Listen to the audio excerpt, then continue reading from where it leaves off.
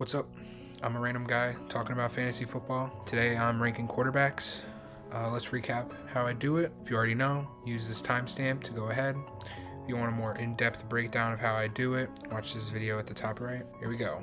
We have the weapons. A quarterback needs good weapons to be successful in fantasy football. We have the offensive line. A quarterback needs to be protected well. We have the backfield. How good the running back is really impacts how good a quarterback is, whether it be receiving wise or if they're a great runner. It takes pressure off of the quarterback having to throw every play action, etc. The system they're in, whether it be the offensive head coach or the offensive coordinator, that really impacts how good a quarterback is in fantasy football. The rushing upside of a quarterback really adds or detracts from how good that quarterback can be, and the quarterback himself. If the quarterback is not good, then that will impact how he does fantasy football, obviously. We have my scale right here, F through S with plus or minus rankings. S is if you're a top 3 player at that position. That's just me personally, how I would give out the S ranking. We have the consensus rank, which is how other people think this quarterback is going to do in fantasy football versus my rank and where I have them ranked at. We have prioritized backup. Should the main quarterback go down, should you pick him up? Would he be good in replacement of that starting quarterback? And then finally, we have the standard rule set that PPR leagues use. This is what I base my ranking off of, just to make things simple. And with that out of the way, let's get into our 30th ranked quarterback, Fernando Mendoza. I like Mendoza. I have him as a C+ grade quarterback. I believe he could do good if he were to play the full season, but it's very likely that Kirk Cousins here starts at least a third of the season, maybe more, before Mendoza ever gets in. That really does hurt how far Mendoza can take you. I do think Cousins is worse than Mendoza. I have him as a D+ graded quarterback. He has almost no upside as the veteran here. He's really getting the start just because of that veteran presence. Let Mendoza figure out the system and make sure he's ready when he finally comes in and plays. Rushing upside, I believe Mendoza is a B- rusher. He had 6 rushing touchdowns in his last year of college. 3 of them were 15+ yard scramble touchdowns, not just QB sneaks or QB draws, including, of course, that amazing play in the national championship. Cousins has almost no rushing upside. He's old. He has that Achilles tear that really destroyed his ability to move around. He will offer 0 rushing upside. Their weapons, I gave them a D ranked weapons. This is one of the lower ranked weapon rooms in the league. It's just Brock Bowers and co. Bowers is a top 3 fantasy tight end. Outside of him, you got Jalen Nailor in the slot. Nailor is a sneaky, deeper league late round flyer for your bench, just as the second best option outside of Bowers. He'll probably get the most targets behind Bowers. Could be a nice flyer. We got Trey Tucker on the outside. He's a deep threat. I wouldn't really go near him at all. You have Jack Besh and Dante Thornton on the outside over here. I would not go near either of them. They will either not get enough targets to be productive, or not getting enough snaps to even be worth drafting because they will not get any production. Max Mayer, if Bowers goes down again like he did last year, he'll probably split with Nailor, and I could see him being a little sneaky tight end grab off the waivers, or maybe draft him in a very late round.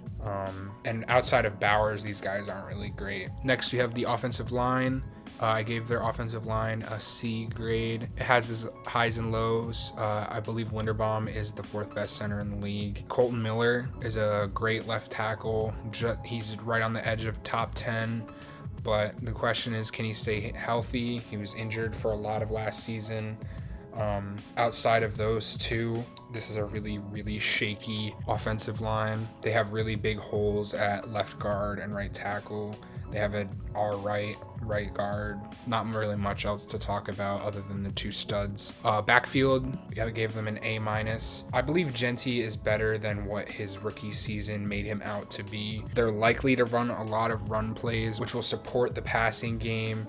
allow them to run some play action. They can do a lot. He's a better receiver than you might think. He'll catch some passes for you. Outside of Genty, though, there is not much depth behind him, so it's really a Genty only backfield, but Genty's great, so I think he'll help out the passing game.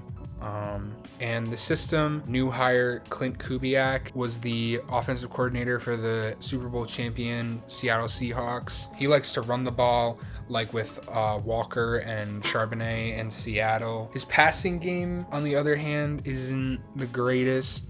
Darnold wasn't the best fantasy-wise. He finished quarterback 14 last year, however, only averaged 13.85 fantasy points per game, which was 28th out of quarterbacks that started at least 7 games. So that's really not great. I'm unsure how the fantasy outlook is for the Raiders quarterbacks, but I can see Mendoza being worth a grab in the later rounds. I wouldn't use any high picks on him because it's likely he will not start for a majority of the season, or at least some of the season. These quarterback ranks in 2025-26, obviously Mendoza was in college, so he did not have a grade last year. Kirk Cousins finished QB 35. Of quarterbacks that started at least 7 games last season, Cousins had 12.94 fantasy points per game, which was 30th out of 38 quarterbacks. So he really didn't show much in the games he started. I have Mendoza as QB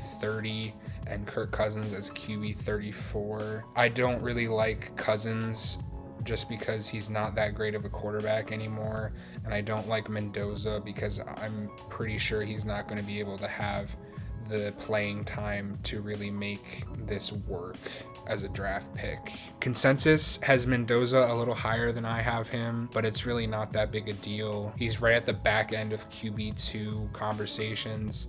Cousins is in the mid-30s, so really nothing to worry about. Their ceiling, I have Mendoza's ceiling as a mid-tier quarterback too. If Mendoza were to start all 17 games for some reason, like if Kirk Cousins were to get injured or something, God forbid, could be closer to a high-end quarterback to that like 13 to 16 range, but I doubt that will happen with Cousins being the likely week 1 starter. I do believe Mendoza is more of an intriguing quarterback pick next year in the 27-28 season than this year in the 26-27 season, just because he'll be ready for that after having played in some of this season. But I don't want to roster Kirk Cousins in any aspect.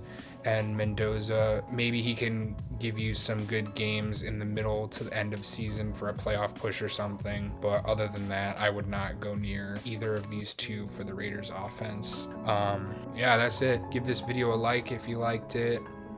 Subscribe if you like what I'm doing. I'm going to have my next couple rankings coming out soon, hopefully this week or next week. But yeah, thanks for watching.